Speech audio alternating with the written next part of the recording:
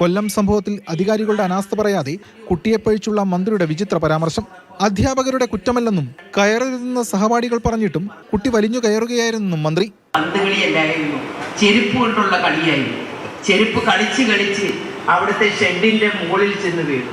ഒരു പയ്യന്റെ ചെരുപ്പ്, ആ പയ്യൻ ആ ചെരുപ്പെടുക്കുവാൻ ആ ഷെഡിന്റെ മുകളിൽ, ചാർജ് ഷീറ്റിന്റെ മുകളിൽ കയറിയ കുഞ്ഞാണ്.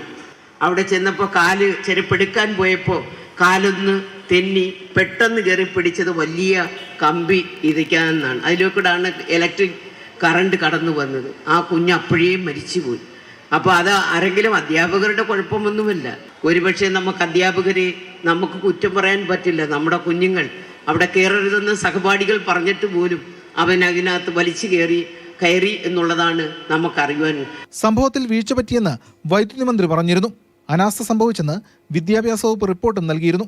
ഇതെല്ലാം സംഭവിക്കുമ്പോഴാണ് അതൊന്നും തൊടാതെ കുട്ടിയെ പഴിച്ചുള്ള മന്ത്രിയുടെ വാക്കുകൾ. എന്നാൽ വിവാദ പ്രസംഗത്തെക്കുറിച്ച് മാതൃഭൂമി ന്യൂസ് പ്രതികരണം ആരാഞ്ഞെങ്കിലും കൃത്യമായി വിശദീകരിക്കാൻ അവർ തയ്യാറായില്ല. ഒരു പരിപാടി അവിടെ നടന്നുകൊണ്ടിരിക്കുകയില്ലായിരുന്നു. ഒരു വനിതാ സംഗമമാണ് അവിടെ നടന്നത്. ശരി, അത് ഓക്കെ, ശരി.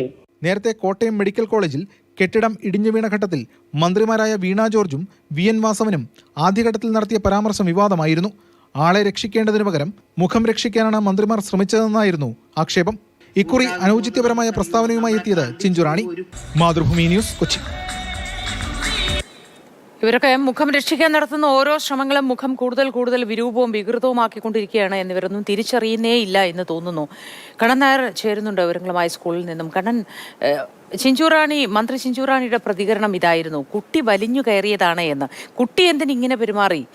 കുട്ടികൾ എങ്ങനെ പെരുമാറണം എന്നത് തീരുമാനിക്കുന്നത് കൂടെ നിൽക്കുന്നവരാണ് എന്ന് തോന്നുന്നു. ഇന്നലെ മുതൽ ഇവരൊക്കെ പറയുന്ന കാര്യങ്ങൾ അങ്ങനെയാണ്.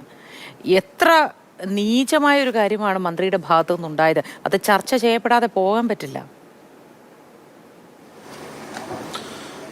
ഏത് വാക്കുകൾ എവിടെ പറയണം എന്നുള്ളൊരു സാമാന്യ ബോധം എല്ലാവർക്കും ഉണ്ടാകണം. അത് മന്ത്രിയായാലും സാധാരണ ജനമായാലും അത് ഇല്ലാത്ത രീതിയിലുള്ള ഒരു പ്രതികരണമാണ് ഇന്നലെ മന്ത്രി ജെ ചിഞ്ചുറാണിയുടെ ഭാഗത്തു നിന്നുണ്ടായത്. മന്ത്രി ജെ ചിഞ്ചുറാണി ഒരു അമ്മ കൂടിയാണ്. ആ ഒരു കാര്യം കൂടി പരിഗണിച്ച് ഒരു വനിതാ സംഗമത്തിൽ വെച്ചാണ് ആ ഒരു കാര്യം പറയുന്നത്. വേണമെങ്കിൽ ആ വിഷയം പ്രതിപാദിക്കാതെ കാര്യങ്ങൾ, അവിടുത്തെ വനിതാ സംഗമത്തിൻ്റെ കാര്യം പറഞ്ഞ് ആ വിഷയങ്ങൾ അവസാനിപ്പിക്കാമായിരുന്നു. മന്ത്രി തന്നെയാണ് ആ പ്രസംഗത്തിൽ, മറ്റൊരു മാധ്യമപ്രവർത്തകരോ മറ്റാരും ചോദിച്ച ഒരു വിഷയമല്ല. മന്ത്രി തന്നെയാണ് ആ വിഷയത്തിൽ ഇടപെടുകയും വിഷയത്തെക്കുറിച്ച് സംസാരിക്കുകയും ചെയ്തത്. കുഞ്ഞ് മുകളിലേക്ക് വലിഞ്ഞു കയറിയ ആ മരണം സ്വയം മരിച്ചു എന്നുള്ള തരത്തിലുള്ള ഒരു വ്യാഖ്യാനമൊക്കെ തന്നെയാണ് അതിനകത്ത് മന്ത്രി നൽകുന്നത്. പക്ഷേ അങ്ങനെയല്ല. കളിച്ചുകൊണ്ടിരിക്കുന്ന സമയത്തും ആ കുഞ്ഞിൻ്റെ ചെരുപ്പ് മുകളിലേക്ക് പോയി. ആ വീട് കാണുമ്പോൾ അറിഞ്ഞൂടെ, ഒരു വളരെ പാവപ്പെട്ട വീട്ടിലെ ഒരു കുടുംബാംഗമാണ്. അവൻ ആ ചെരുപ്പ് പോകുന്നത്, ആ ചെരുപ്പ് നഷ്ടമാകുന്നത് എത്രത്തോളം ബുദ്ധിമുട്ടാണെന്ന് ആ കുഞ്ഞിന് അറിയാം. ആ ചെരുപ്പ് എങ്ങനെയും എടുക്കണം, അല്ലാത്ത പക്ഷം താൻ ചെരുപ്പില്ലാതെ നടക്കേണ്ടി വരും. അത് അച്ഛന് ജോലിയില്ലാത്ത സമയമാണ്. അതുകൊണ്ട് തന്നെ പുതിയൊരു ചെരുപ്പ് വാങ്ങിക്കാനൊന്നും പണം ഉണ്ടാകില്ല. അമ്മ വിദേശത്താണ്. വിദേശത്തേക്ക് പോയത്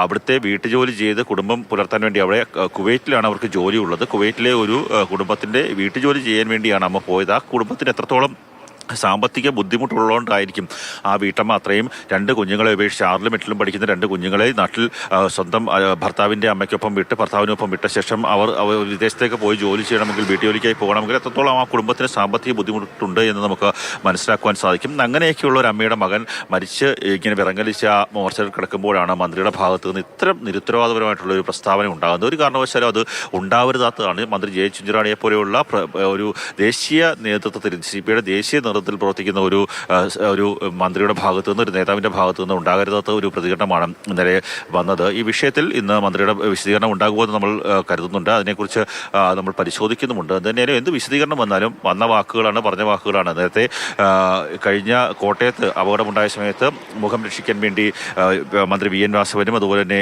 ആരോഗ്യമന്ത്രി വീണ ജോർജ് അടക്കമുള്ള ആൾക്കാർ അവരുടെ കാര്യങ്ങളൊക്കെ തന്നെ പറഞ്ഞു. ഒരു വലിയ നഷ്ടത്തിന് മേലെ, മരണത്തിന് മേലെ സർക്കാരിന്റെ പ്രതിച്ഛായ സംരക്ഷിക്കാനോ പാർട്ടിയുടെ മുഖം രക്ഷിക്കാനോ ഉള്ള ഈ ശ്രമങ്ങളെ എങ്ങനെയാണ് നമ്മൾ കമ്മ്യൂണിസം എന്നോ സോഷ്യലിസം എന്നോ വിളിക്കുന്നത്? പക്ഷെ അവരിപ്പോഴും ഇതിനെ, ഈ കാലഹരണപ്പെട്ട സംവിധാനത്തെ അങ്ങനെ തന്നെ പേരിട്ട് വിളിക്കുന്നു എന്നതാണ് നിർഭാഗ്യകരം. അതിൽ എടുത്തു പറയേണ്ട മറ്റൊരു കാര്യം, ഇന്നലെ രാവിലെ ഒരു 11 മണിയോടുകൂടിയാണ് കുഞ്ഞിൻ്റെ മൃതദേഹം മോർച്ചറിയിലേക്ക് എത്തിക്കുന്നത്. ആദ്യം എത്തിയ ഒരു മാധ്യമപ്രവർത്തനാണ് ഞാൻ. ആ സമയത്ത് അവിടുത്തെ സ്കൂളിൻ്റെ മാനേജറും മറ്റൊരു പ്രതിനിധിയും ഉണ്ടായിരുന്നു. അദ്ദേഹത്തോട് ഞാൻ സംസാരിച്ച സമയത്ത് കൃത്യമായി മാനേജ്മെൻറ്റിൻ്റെ ഭാഗത്ത് തെറ്റില്ല എന്ന് വരുത്തി തീർക്കാൻ വേണ്ടിയുള്ള ഒരു ശ്രമം അന്നേരം തന്നെ ഉണ്ടായി. അവർ പറഞ്ഞത് ഈ മന്ത്രിയുടെ വാക്കുകൾ തന്നെയാണ്. ആ കുട്ടികൾ കളിക്കുകയായിരുന്നു. ആ സമയത്ത് ചെരുപ്പ് മുകളിലേക്ക് പോയി അവിടെ നിന്ന് വലിഞ്ഞു കയറി ആ ചെരുപ്പ് എടുക്കാൻ വേണ്ടി ശ്രമിച്ചു. കൂട്ടുകാർ കയറിലെ മിഥുനെ എന്ന് പറയുന്നുണ്ടായിരുന്നു. അതുപോലെ അവഗണിച്ച് കയറി എന്നുള്ളതാണ്. തുടക്കത്തിൽ ഒരു മാനേജ്മെന്റ് പറയുകയല്ലേ, അവർ കള്ളം പറയില്ല എന്ന് നമ്മൾ ആദ്യം ധരിച്ചു. പക്ഷേ ഒപ്പം തന്നെ അവർ പറഞ്ഞൊരു കാര്യം, ഈ വൈദ്യുതി ലൈൻ സ്കൂളിൻ്റെ പരിസരത്തു കൂടിയല്ല പോകുന്നത്, സൈക്കിൾ ഷെഡിൻ്റെ മുകളിൽ കൂടിയല്ല പോകുന്നത്, കുറേ ഏറെ മാറിയാണ് എന്നുള്ളതാണ്. പക്ഷേ ആ സമയത്ത് നമ്മൾ ഈ സ്ഥലത്തേക്ക് എത്തി കാര്യങ്ങൾ പരിശോധിച്ചിരുന്നില്ല. തൊട്ട് പിന്നാലെ ഞാൻ ഈ സ്കൂളിലേക്ക് വന്ന് ആദ്യം പരിശോധിക്കാൻ പോയതും ആ വൈദ്യുതി ലൈൻ എവിടെയാണ് എന്നുള്ളതാണ്. പരിശോധിച്ചപ്പോഴാണ് കാര്യം മനസ്സിലായത്. മനസ്സിലാക്കിയതാണ് പ്രേക്ഷകരുമായ കാര്യം കണ്ണൻ പങ്കുവച്ചതുമാണ്. ഈ വൈദ്യുതി ലൈൻ കടന്നു പോകുന്ന വഴി എവിടെയാണ്, അത് എത്രത്തോളം താഴ്ന്നു കിടക്കുന്നു തുടങ്ങിയ കാര്യങ്ങൾ പ്രേക്ഷകരിലേക്ക് എത്തിക്കാൻ ആദ്യം തന്നെ അത് ശ്രമിക്കുകയും ചെയ്തിരുന്നു. കാരണം മാനേജ്മെന്റിന്റെ ഭാഗമായ ആൾക്കാർ പറയുന്നത് എത്രത്തോളം ശരിയാണെന്ന് അപ്പോഴാണ് നമുക്ക് ബോധ്യപ്പെടുന്നത്. ശരിയാണ് എന്നതല്ല, എത്രത്തോളം നുണയാണ് എന്ന്. എങ്ങനെയാണ് വിറങ്ങലിച്ചൊരു ദേഹം, ഒരു കുഞ്ഞിന്റെ മൃതദേഹം അവിടെ ചൂട് പോലും മാറാതെ കിടക്കുന്ന സമയത്ത് ഇത്തരത്തിലൊരു നുണ പറയാൻ കഴിയുന്നത് ഈ മനുഷ്യർക്കൊക്കെ?